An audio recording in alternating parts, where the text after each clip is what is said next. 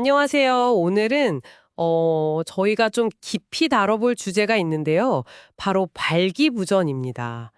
제공해 주신 자료들을 보니까 와, 이게 원인부터 진단, 치료까지 정말 다양하더라고요. 네, 맞습니다. 이게 생각보다 좀 복잡한 문제거든요. 그래서 오늘 저희 목표는 이 발기부전이라는 게 도대체 왜 생기는 건지, 또 어떻게 진단하고 어떤 치료법들이 있는지 좀 명확하게 알아보는 겁니다. 준비되셨죠? 네, 그럼요. 그럼 바로 시작해 볼까요? 우선 원인이 정말 다양하다고 자료들에서 공통적으로 이야기하는데요. 이게 딱 한 가지 문제 때문이 아니라는 거죠.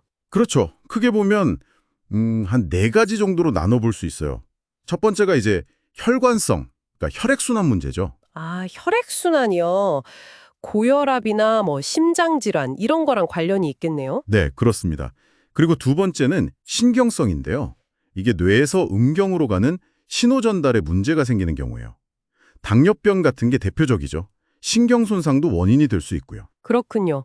혈관, 신경, 또 뭐가 있을까요? 오, 호르몬 문제도 있습니다. 남성 호르몬, 그러니까 테스토스테론 수치가 낮아지면 영향을 줄 수 있거든요. 아, 호르몬. 네. 그리고 이게 중요한데 많은 분들이 좀 간과하시는 게 바로 심리적인 요인이에요. 스트레스나 불안감, 우울증 같은 거요. 네, 저도 자료 보면서 그 부분이 좀 인상 깊었어요.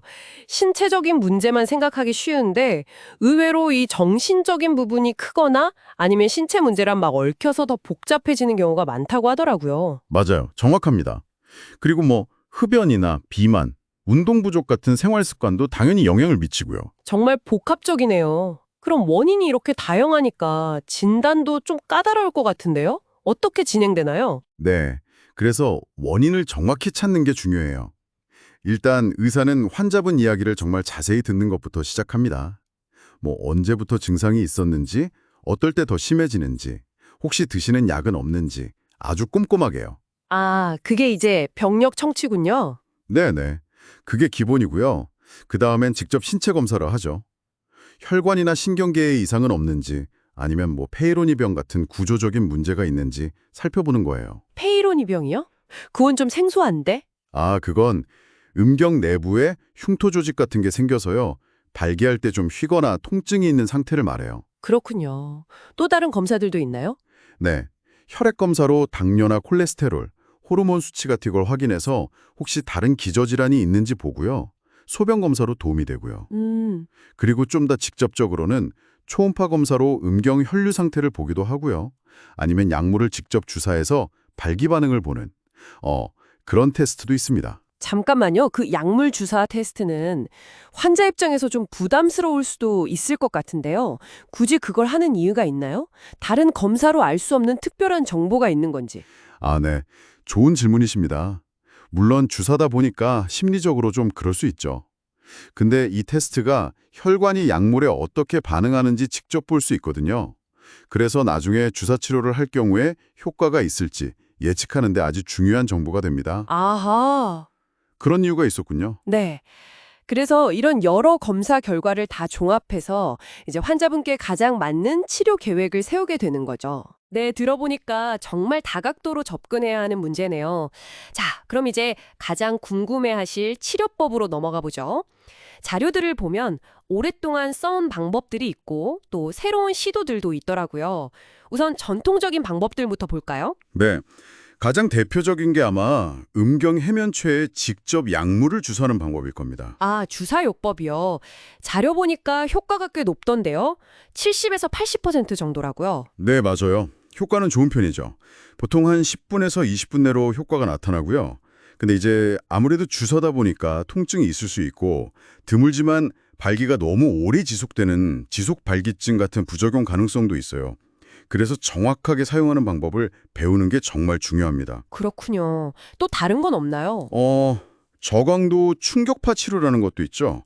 음경에 약한 충격파를 쏴서 혈관이 새로 생기는 걸 돕고 혈류를 개선하는 원리예요. 비침습적이고요. 충격파요? 그건 좀 신기하네요. 약간 뭐랄까 미세한 진동으로 혈관을 좀 깨우는 느낌인가요? 네, 뭐 비슷하게 생각하셔도 될 것 같아요.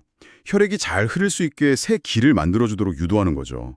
다만 이건 한 번에 끝나는 게 아니라 여러 번 치료가 필요하고 아주 장기적인 효과에 대해서는 아직 연구가 좀 더 필요하다는 의견도 있습니다. 알겠습니다. 그럼 이제 좀 최신 기술들, 새로운 시도들을 살펴볼까요? 전문가님께서 좀 설명해 주시죠. 네, 최근에는 사용하기 좀 더 간편한 방법들이 나오고 있어요.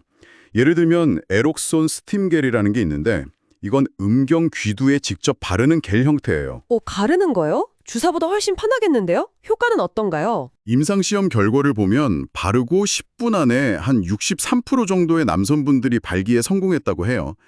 부작용도 두통이나 메스꺼움 정도로 경미했다고 하고요. 아무래도 주사나 약 먹는 건 좀 꺼리는 분들한테는 괜찮은 대안이 될 수 있겠죠.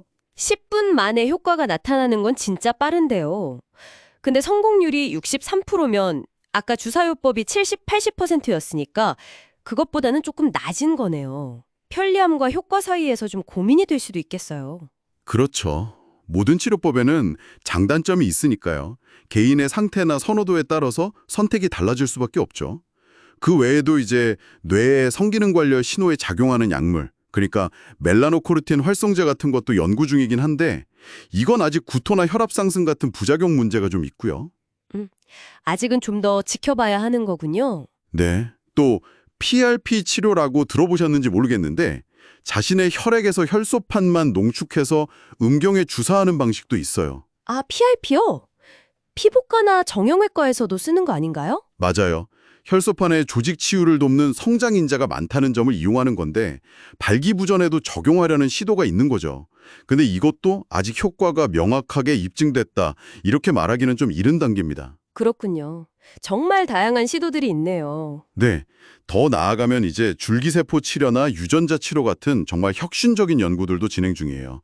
손상된 조직을 아예 재생시키거나 세포 수준에서 근본적인 문제를 해결하려는 거죠. 와, 줄기세포 유전자 치료까지요.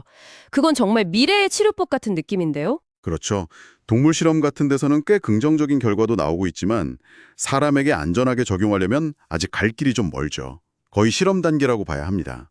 그래도 이렇게 보면 수십 년 된 주사요법부터 이런 첨단 기술까지 치료법이 계속 발전하고 있다는 건 분명해요. 네, 정말 그렇네요.